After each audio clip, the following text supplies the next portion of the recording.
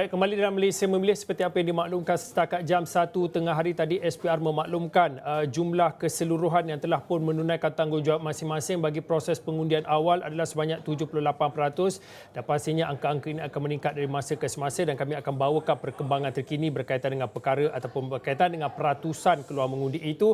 Tetapi untuk waktu ini, kalau boleh saya nak bawakan satu kenyataan media yang dikeluarkan oleh SPR, ini khususnya berkaitan dengan pengeluaran kertas undi pos bagi PRU ke-15 dan juga PRK Don Bugaya Sabah, yang mana SPR mengeluarkan sebanyak 365,686 kertas undi pos kepada yang berhak untuk mengundi secara pos seperti yang diperuntukkan di bawah Peraturan-Peraturan Pilihan Raya 2003 bagi PRU 15 dan juga PRK Don Bugaya, dan pengeluaran kertas undi pos bermula pada 7 November 2022 di kesemua 222 kawasan parlimen dan 117 Dewan Undangan Negeri.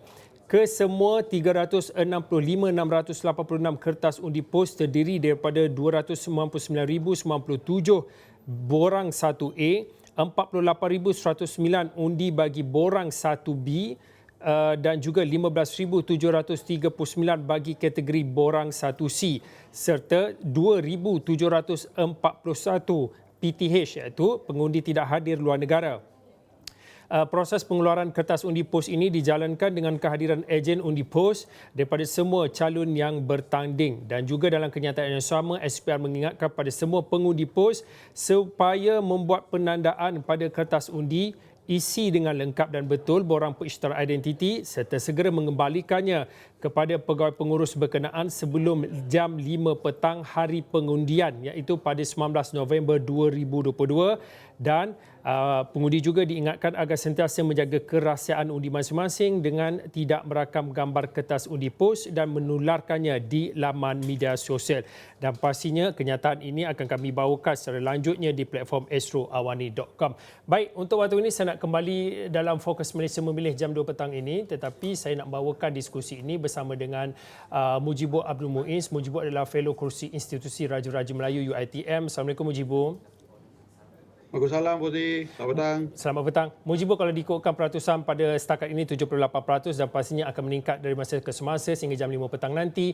Mungkin secara keseluruhannya, apabila kita bercakap tentang undi awal ini, cara tradisinya kalau dilihat pada beberapa PRU lepas, ia dilihat ataupun dilabel sebagai undi tetap, deposit tetap, safe deposit ataupun fixed deposit.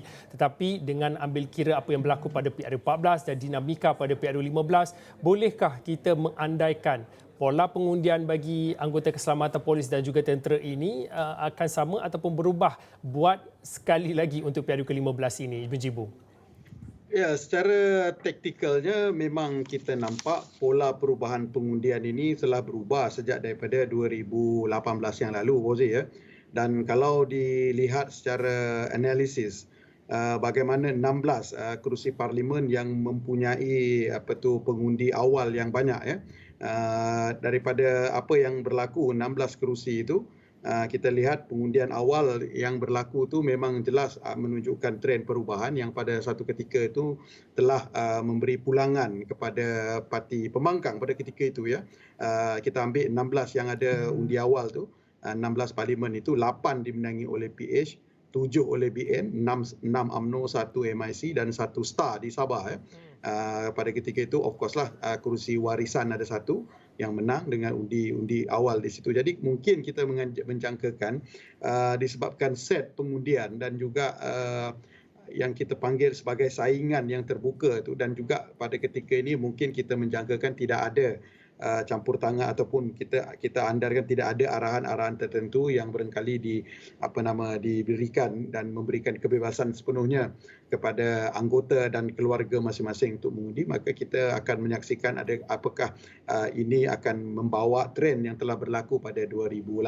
Memandangkan kalau sebentar tadi Fauzi mengatakan keluar mengundi sehingga setakat ini sudah 78%.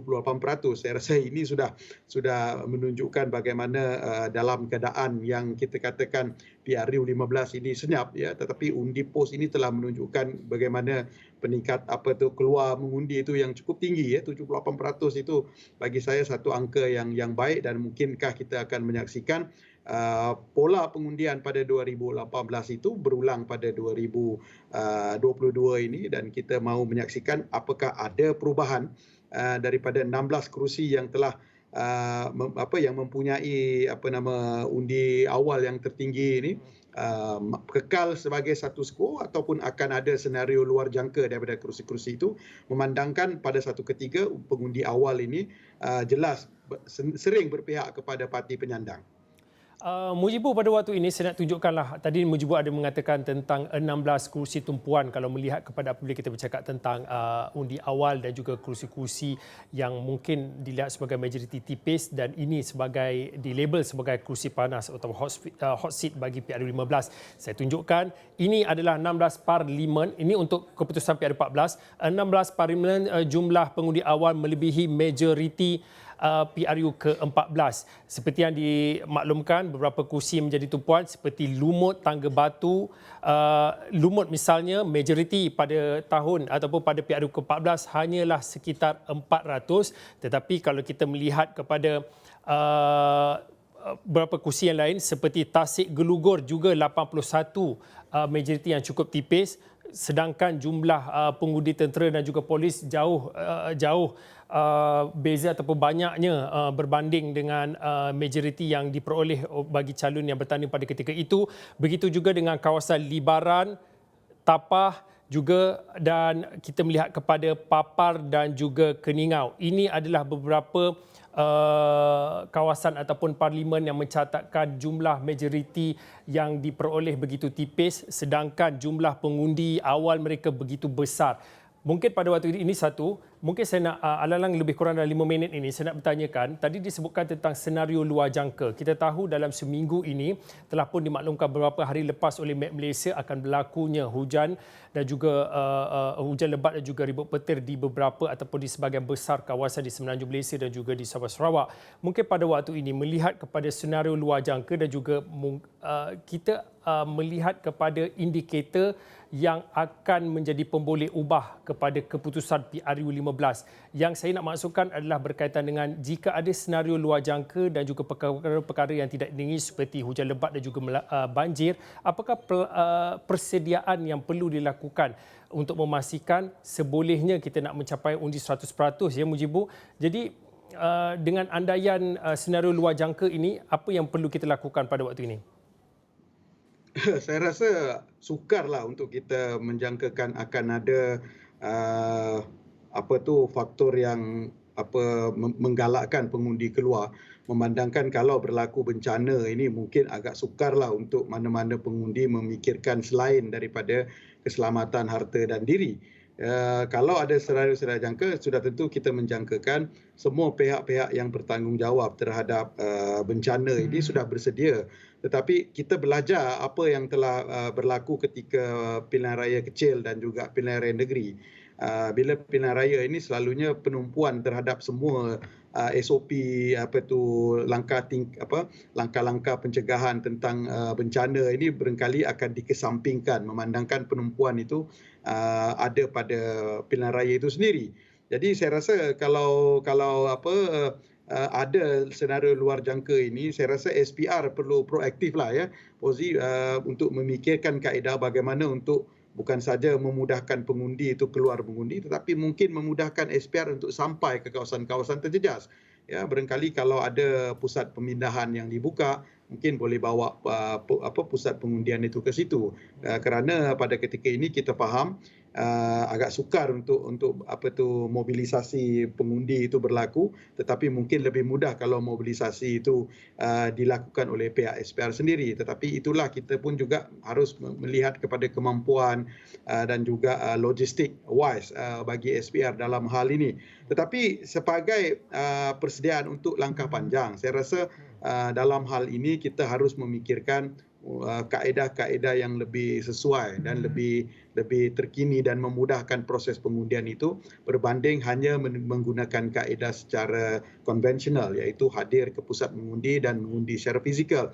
Ya, memandangkan kita sudah bercakap tentang IR 4.0, ya, kita juga sudah mempunyai kapasiti yang menyokong ekosistem pengundian cara baru, ya.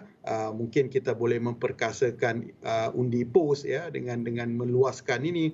Jadi orang Sabah ke orang terkesan orang-orang Semenanjung yang bekerja di Sabah ke ataupun Sabah bekerja di Semenanjung ke askar ke kalau ada bencana ke, jadi kita boleh mempelbagaikan kaedah ini jadi memudahkan orang untuk keluar mengundi, dan kalau ini boleh berlaku kita boleh menjimatkan kos, menjimatkan masa dan memudahkan semua pihak tanpa perlu bersusah payah untuk menjangkakan selera luar jangka dan melakukan perkara-perkara yang barangkali akan lebih menyusahkan semua pihak. Okey, baik, terima kasih Mujibur Abdul Muiz. Mujibur adalah fellow kerusi Institusi Raja-Raja Melayu UiTM yang mana berkongsi pandangan. Pertamanya, beliau berkongsi pandangan melihat kepada adakah akan berlaku perubahan ataupun dinamika PRU15 khususnya apabila kita bercakap tentang undi awal di beberapa kerusi. Dimaklumkan tadi beberapa kerusi juga perlu diberi tumpuan khususnya yang telah pun memperoleh ataupun merekodkan jumlah majoriti yang begitu tipis pada PRU14, dan di hujung tadi sempat beliau menitipkan beberapa cadangan khususnya melihat kepada mobilisasi bagi pengundi apabila kita bercakap tentang siap siaga bagi pilihan raya umum 2019 berdasarkan situasi ataupun senario luar jangka. Baik, saya kira itu saja untuk waktu ini. Malaysia Memilih. Saya Fauzin, kita jumpa lagi.